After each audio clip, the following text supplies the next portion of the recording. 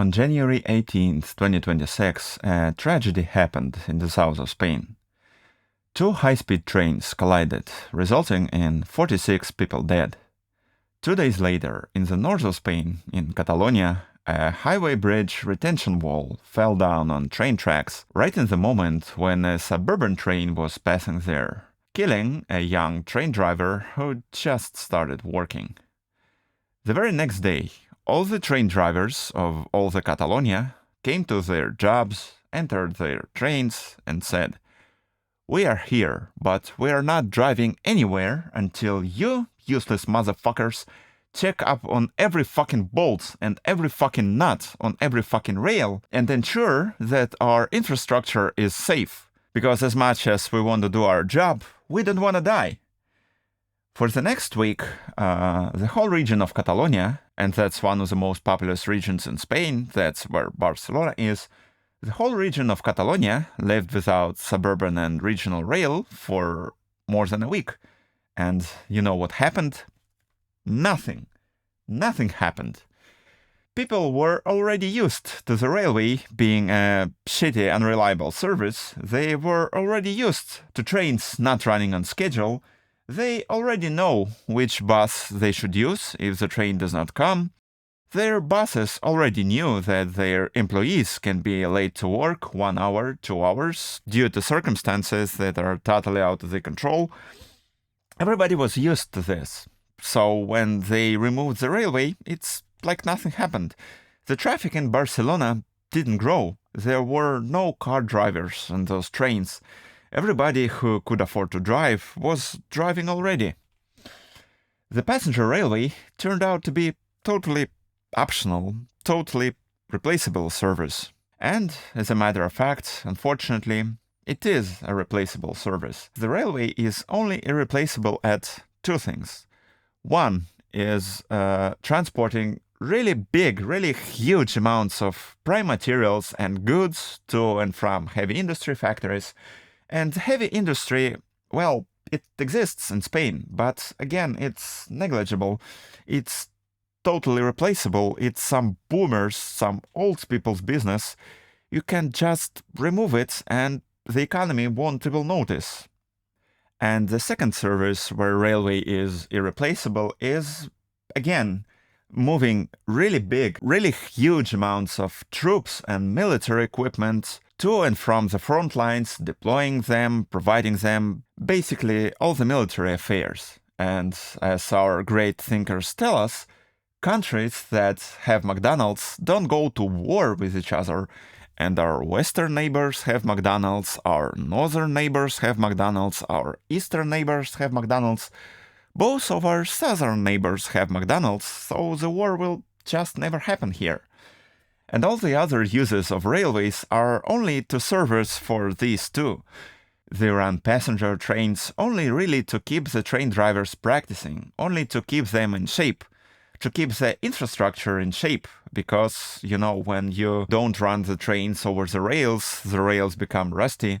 They only run passenger trains to keep the personnel and their infrastructure prepared for the day when an enemy invasion happens and they need to rapidly deploy troops and their military equipment to one of the borders to protect it. And since this day will never come, why bother maintaining railway?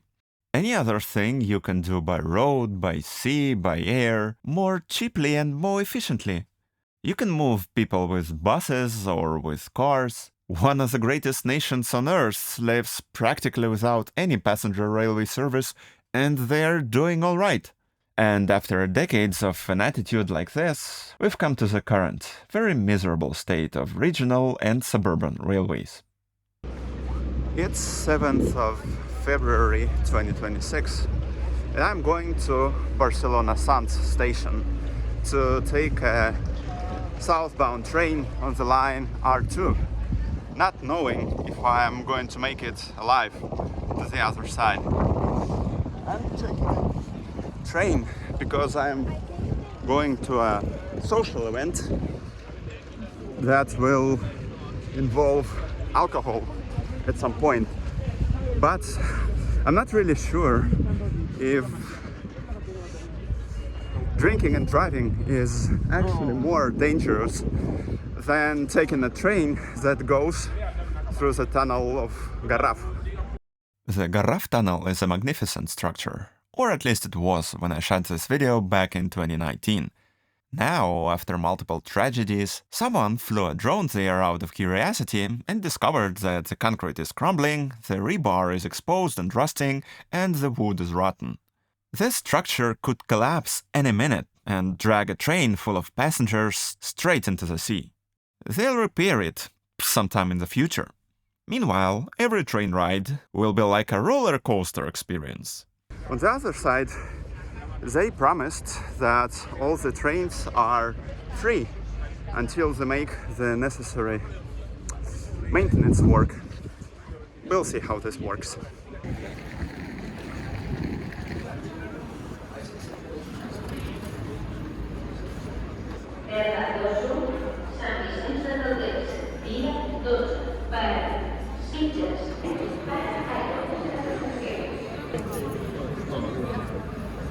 Ella entraba, yo quería entrar, pero no me deja entrar, no se abre la puerta. Préndelo con la flecha recta. A ver, no, es muy posible.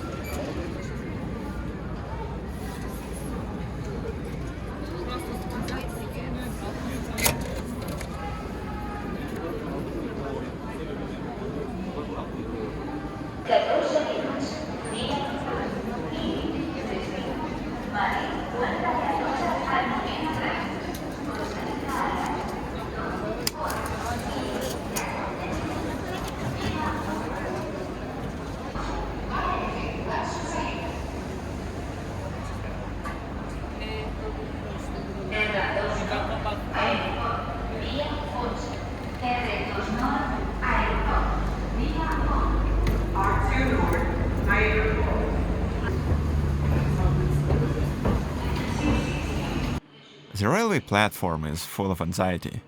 There is a train to the airport that should have departed 15 minutes ago, and it is still idling at the platform. I remember I once tried to take the train to the Barcelona airport. It arrived, opened the doors, waited for 10 minutes, and then the driver announced, "Everybody out, this service terminates here." Of course, the cars are covered in juicy graffiti. The only trains moving through the station are the ones displaying no service on their head sign. They're teasing us. The railway's working, just not for you, suckers. The trains themselves are in lamentable condition. You can see that they've covered the windows with some sort of protective plastic, so that when fucking graffiti artists paint the body and the windows, the stuff can simply peel off the dirty layer and put on a new one.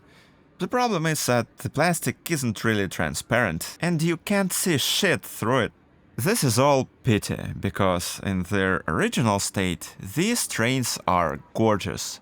Just look at that round window. It's a real double-decker spaceship to Castelldefels.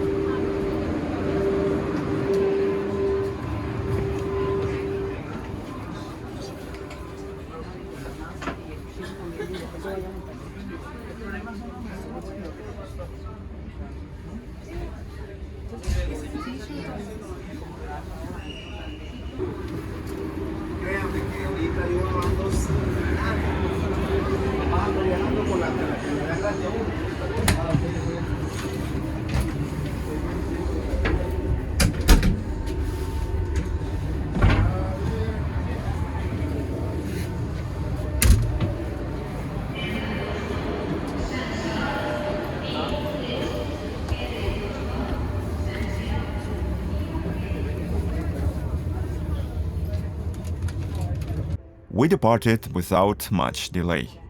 Unfortunately, we couldn't enjoy the beautiful Mediterranean views. The windows were covered with scratched, yellowed protective plastic that had clearly survived many graffiti cleanings. Militarization and taking care of national security and considering railway a very important part of national security would not be too bad at all. Can you imagine some underage punks breaking and entering the premises that are considered a key part of national security and that are monitored with drones, with heat cameras, and where security guards have automatic rifles and the permissions to fire them because this is all very serious, this is a key part of national security, this is a critical infrastructure, we need to keep it perfect, we need to keep it safe. Can you imagine underage punks entering such premises and just painting all over them with their fucking doodles? No, that will never happen. Almost. Can you imagine people saying, those kids, let them be creative, when these kids go break and enter and destroy something that is really critical and really important? Can you imagine letting some rednecks destroy your key communication infrastructure just to steal some miserable copper cable and sell it for scrap, and letting again the whole region live in the 19th century for over a month because a tens millions of dollars infrastructure was not secured enough? And fucking anybody with a van and a bolt cutter could just enter and destroy everything. But unfortunately, or fortunately, modern military does not need railway anymore either. The war on a railway is a 20th century war. In 21st century, the war is different. A few years ago, we saw a country hauling large amounts of troops and military equipment on the railway, and it didn't turn out too well for them. So the military won't help us, and the civil society has to take the fate of the railways in their own hands. And what civil society here supposedly has is the democratic system, where if people consider the railway as something of importance, and the political power currently in charge is not maintaining it well, then in the next elections people vote for another political party, and that political party will be incentivized to take proper care of the railway. But what really happened here is that the political parties noticed that maintaining the conventional railway does not give them as much political gain as constructing high-speed railway. And for the last 3 decades, they built a high-speed rail from Madrid to almost every large Spanish city. And that gave them a lot of political gain, both national and international. Just look at our Minister of Transportation less than a year before our current tragedies, being so proud of himself, telling us that El tren vive en España el mejor momento de su historia. And on the international level, everybody talks about Spanish miracle, about how Spain is #1 in Europe when it comes to high-speed railway. But what doesn't give them so much political gain as constructing new high-speed railway is maintaining existing high-speed railways. Because if they maintain them properly, their opponents will ask, well, you've just spent a lot of money on maintaining the railway. Didn't you build it well? Why does it cost so much to maintain it? Was it really worth to build it in the first place? These are not really pleasant questions to hear, and that's one of the reasons why maintaining was not performed well, and train drivers were complaining for years about vibrations on the tracks, and the system leads to large tragedies like the one that just happened. And you'll say, hey, but here in Catalonia, there is another railway, which runs so much better, which was not affected by any of this annual crisis, and where trains have not a single piece of graffiti. And you'll be right, there is another network that is managed by the local government of Catalonia rather than the national government, and this government has much stronger incentives to show to people that they are so much better than bullfighting, sangria drinking Spaniards in Madrid who don't know shit about managing railways. And a lot of good things about this local Catalonian railway network can probably be attributed to that.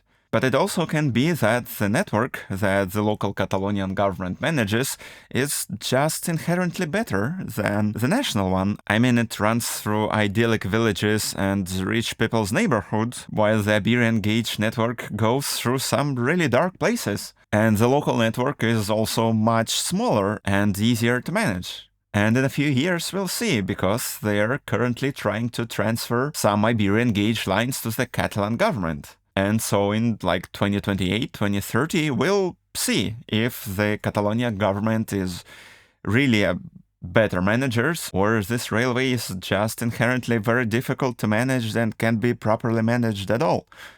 We'll see. Life is full of surprises. The train passed through the Garraf tunnel at full speed. It was the only place where it ran at full speed. All the other sections of the line had restrictions due to the poor condition of the track, so instead of an hour, the trip took an hour and a half.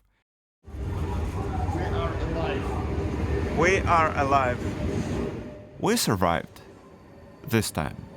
That's actually why I was recording the video of the journey.